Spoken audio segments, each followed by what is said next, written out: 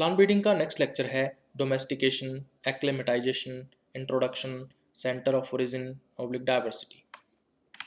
तो सबसे पहले हम लोग डोमेस्टिकेशन की बात करते हैं।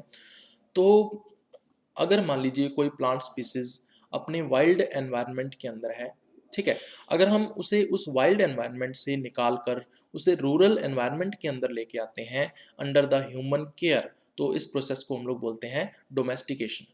ठीक है, ये बेसिक मेथड है प्लांट ब्रीडिंग की जो कि यूज़ की जाती है बहुत ही पुराने टाइम से, यानी कि जब से ह्यूमन सिविलाइजेशन शुरू हुआ है तब से डोमेस्टिकेशन जो है वो किया जाता रहा है। तो ओल्ड फार्मर्स जो थे, यानी कि जो ह्यूमन सिविलाइजेशन के टाइम पर जो फार्मिंग करते थे, तो वो डोमेस्टिकेशन मेथड का ही यूज़ करते थे क्रॉप्स को डेवलप करने के लिए। क्वेश्चन देखो किस तरह से आए हुए हैं। Domestication may be regarded as the basic method for plant breeding, true है, तो बिल्कुल बेसिक मेथड है डोमेस्टिकेशन। नेक्स्ट देखो, bringing of wild species under human management is called as, तो यहाँ पे आंसर आ जाएगा डोमेस्टिकेशन। तो डोमेस्टिकेशन पे 2 नंबर की डेफिनेशन पूछी हुई है, तो ये डेफिनेशन आपको बता देनी है। नेक्स्ट देखो, प्लांट इंट्रोडक्शन क्या चीज़ होती है। तो प्लांट इंट्रोडक्शन में क्या करते हैं हम लोग, एक जो प्लांट वैरायटी है उसको हम लोग ओल्ड जियोग्राफिकल एरिया से निकालते हैं और उसको फिर हम नए जियोग्राफिकल एरिया के अंदर ट्रांसफ़र कर देते हैं फर्स्ट टाइम ग्रो करने के लिए, फार्मर्स को डिस्ट्रीब्यूट कर देते हैं। तो ये जो प्रोसेस है हमारा वो कहलाता है प्लांट इंट्रोडक्शन। इस पे क्वेश्चन देखो किस तरह से आया हुआ है। इंट्रोडक्शन पे 2 नंबर की डेफिनेशन है, तो ये आपको बता देनी है। प्लांट इंट्रोडक्शन पे 2 नंबर की डेफिनेशन है, तो सेम डेफिनेशन इसमें रहेगी। नेक्स्ट देखो, फिल इन द ब्लैंक्स में क्वेश्चन है, plants brought and grown at a new place where they were not cultivated earlier known as. तो नया जो जियोग्राफिकल एरिया होता है वहाँ पे हमने पहले उसका कल्टिवेशन जो है वो अर्लियर नहीं किया होता है। ठीक है, तो इस तरह से यहाँ पे आंसर आ जाएगा प्लांट इंट्रोडक्शन। नेक्स्ट आता है प्राइमरी इंट्रोडक्शन। तो इंट्रोडक्शन 2 तरह का होता है, प्राइमरी एंड सेकेंडरी। प्राइमरी में क्या होता है, जो इंट्रोड्यूस्ड वैरायटी हम लोग लेके आते हैं नए जियोग्राफिकल एरिया के अंदर, तो उसका जो एनवायरनमेंट है वो उस वैरायटी के लिए अडेप्टेड होता है। ठीक है, तो इसका मतलब हम लोग क्या करते हैं, डायरेक्टली जो सीड्स होते हैं इंट्रोड्यूस्ड वैरायटी के उसको फार्मर्स के अंदर डिस्ट्रीब्यूट कर देते हैं बिना कोई चेंज किए। ठीक है, उसी नाम से बिना कोई चेंज किए, विदाउट चेंजिंग उसको डिस्ट्रीब्यूट कर देते हैं, तो इसको हम लोग बोलते हैं प्राइमरी इंट्रोडक्शन। उसके बाद आता है सेकेंडरी इंट्रोडक्शन। सेकेंडरी में क्या होता है, जो न्यू जियोग्राफिकल एरिया है उसका एनवायरनमेंट जो है वो इंट्रोड्यूस्ड वैरायटी के लिए अडेप्टेड नहीं होता है, तो फिर हम क्या करेंगे, फिर हम जो इंट्रोड्यूस्ड वैरायटी होती है उसके अंदर कुछ मॉडिफिकेशंस करते हैं। तो मॉडिफिकेशन कैसे किए जाते हैं, सिलेक्शन के द्वारा, और फिर उसका लोकल वैरायटी के साथ हाइब्रिडाइजेशन करवाया जाता है। तो इस तरह से फिर एक नए नाम से वैरायटी को डेवलप कर दिया जाता है और फिर उसको डिस्ट्रीब्यूट कर दिया जाता है फार्मर्स के अंदर, तो इसको हम लोग बोलते हैं सेकेंडरी इंट्रोडक्शन।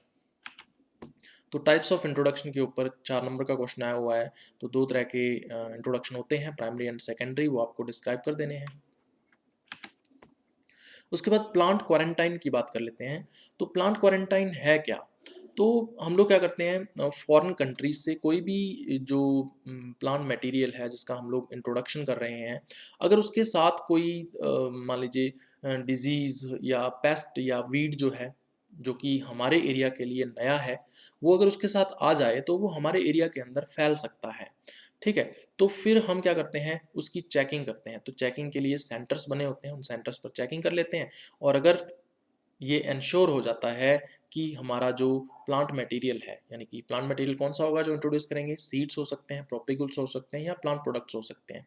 अगर ये हमारा प्लांट मटेरियल जो कि हम इंपोर्ट कर रहे हैं आउटसाइड से, अदर कंट्रीज से, वो फ्री है, किससे फ्री है, डिजीज से, पेस्ट से एंड वीड से, तब फिर हम उसका डिस्ट्रीब्यूशन कर देते हैं फार्मर्स के अंदर। तो ये जो पूरे का पूरा प्रोसेस है ये कहलाता है प्लांट क्वारंटाइन।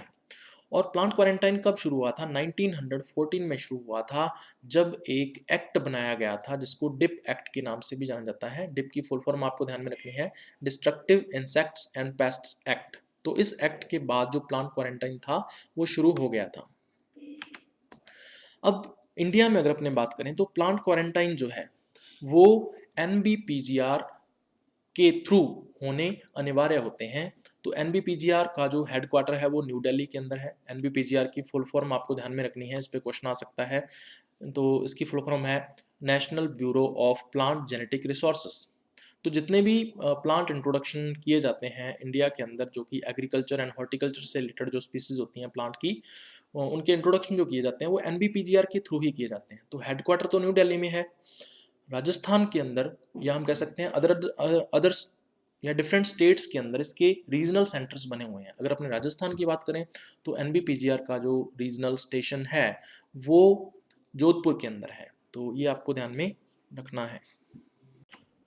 अब इस पे क्वेश्चन देखो किस तरह से आया हुआ है, regional station of NBPGR in Rajasthan is situated at, तो इसमें आंसर आ जाएगा जोधपुर। तो जोधपुर के अंदर ये सिचुएटेड है। क्वारंटाइन के ऊपर 2 नंबर का क्वेश्चन पूछा हुआ है, तो प्लांट क्वारंटाइन की डेफिनेशन आपको दे देनी है। उसके बाद कैटालॉगिंग की बात कर लेते हैं। तो कैटालॉगिंग जो है ये भी एक प्रोसेस है जो कि किया जाता है प्लांट इंट्रोडक्शन के अंदर। तो जो भी इंट्रोड्यूस्ड मटेरियल होता है उसको उसकी लिस्टिंग की जाती है। तो लिस्टिंग के अंदर इसको 3 ग्रुप्स में डिवाइड किया जाता है, EC, TC and TW। EC जो है वो एक्जॉटिक कलेक्शन के लिए लिया जाता है, यानी कि जो अदर कंट्रीज से प्लांट मटेरियल इंट्रोड्यूस करवाया गया है। TC जो है वो नेशनल कलेक्शन के लिए लिया जाता है, जैसे कि इंडिया के अंदर ही एक स्टेट से अगर हम दूसरे स्टेट में, साउथ में कोई स्टेट है मान लीजिए और नॉर्थ में कोई स्टेट है, तो नॉर्थ से अगर साउथ में जाती है कोई वैरायटी या साउथ से अगर नॉर्थ में कोई वैरायटी जाती है तो इसको हम लोग TC कैटेगरी के अंदर लिस्ट करते हैं। इसके अलावा होता है TW इंडिजिनस वाइल्ड। वाइल्ड का मतलब ये होता है कि अगर हम इंडिया के अंदर ही वाइल्ड कोई स्पीसीज है या वाइल्ड जर्म प्लाज्म है उसको एक स्टेट से दूसरे स्टेट में लेके जाते हैं इंडिया के अंदर ही, तो उसको इंडिजिनस वाइल्ड बोल देते हैं। और TW जो लिस्ट है TW कैटेगरी के अंदर उसको लिस्ट करते हैं।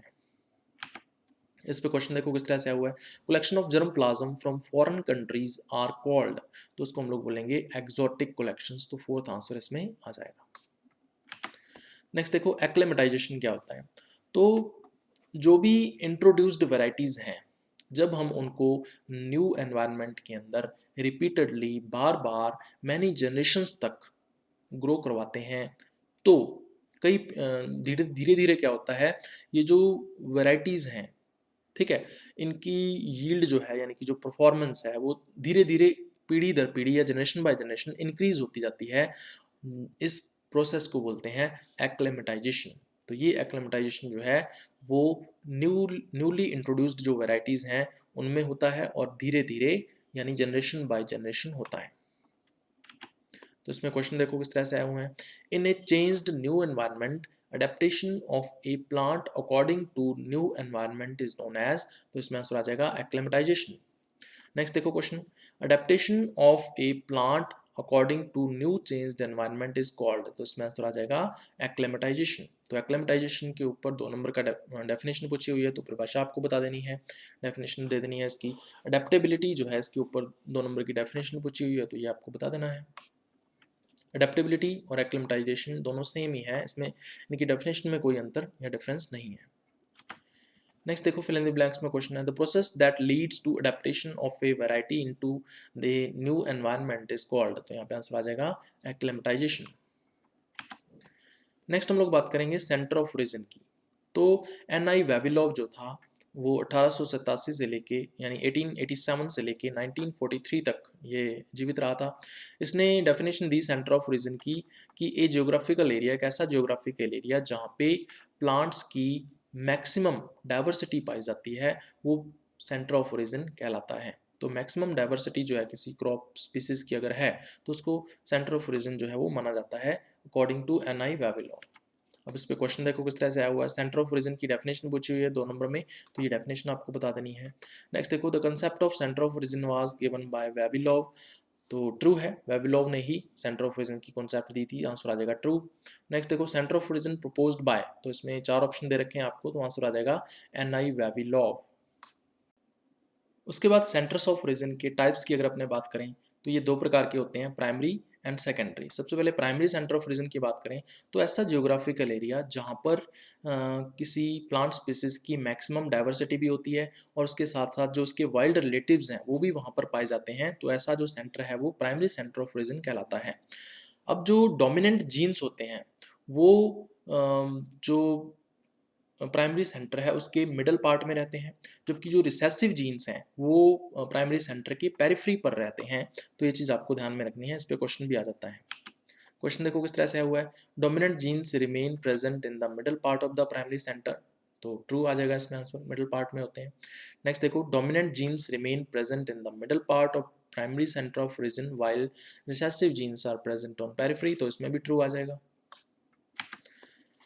नेक्स्ट देखो, सेकेंडरी सेंटर ऑफ रीजन क्या होता है, तो एक ऐसा जियोग्राफिकल एरिया जहाँ पे किसी प्लांट स्पीसीज की मैक्सिमम डाइवर्सिटी तो पाई जाती है, लेकिन उसके जो वाइल्ड रिलेटिव्स हैं वो वहाँ पर एब्सेंट होते हैं या वहाँ पे प्रेजेंट नहीं होते हैं, तो ऐसा जो सेंटर है वो सेकेंडरी सेंटर ऑफ रीजन कहलाता है।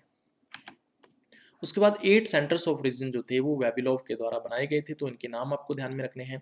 तो इसमें सबसे पहले चाइना आता है, तो चाइना जो है यहाँ पर मेज जो है क्रॉप है, इसका सेंटर ऑफ रीजन ये है, प्राइमरी सेंटर ऑफ रीजन हम लोग मान सकते हैं।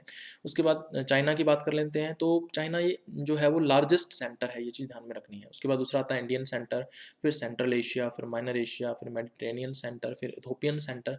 तो ये 6 जो सेंटर्स हैं इनको ओल्ड वर्ल्ड माना जाता है, क्योंकि ये एशिया एंड अफ्रीका कंटिनेंट और यूरोप कंटिनेंट के अंदर अंदर आ जाते हैं, ठीक है, तो इनको ओल्ड वर्ल्ड माना जाता है। उसके बाद दो आते हैं Central America and South America, तो Central America and South America को हम लोग मानते हैं न्यू वर्ल्ड, तो इनको न्यू वर्ल्ड जो है वो माना जाता है। तो आप देख सकते हो इस डायग्राम के अंदर टोटल 8 सेंटर्स ऑफ ओरिजिन जो है वो बताए हुए हैं कल्टीवेटेड प्लांट्स के। तो इसमें सबसे पहला चाइना यहाँ पे है, फिर दूसरा इंडियन सेंटर आ जाएगा, फिर तीसरा आ जाएगा, फिर ये चौथा, फिर पांचवा, फिर छठा। तो ये 6 सेंटर्स कहाँ पर हैं, एशिया एंड अफ्रीका कंटिनेंट के अंदर हैं, जिनको ओल्ड वर्ल्ड कहा जाता है। उसके बाद 7th एंड 8th सेंटर जो है ये कहाँ पे हैं, अमेरिकन कंटिनेंट के अंदर हैं, इसलिए इनको न्यू वर्ल्ड जो है वो माना जाता है। क्वेश्चन देखो किस तरह से आए हुए हैं, briefly discuss the concept of centres of region, जो सेंटर्स ऑफ रीजन की कंसेप्ट है उसको ब्रीफली डिस्कस करना है। 4 नंबर में क्वेश्चन आया हुआ है, तो ये आपको डिस्क्राइब कर देना है।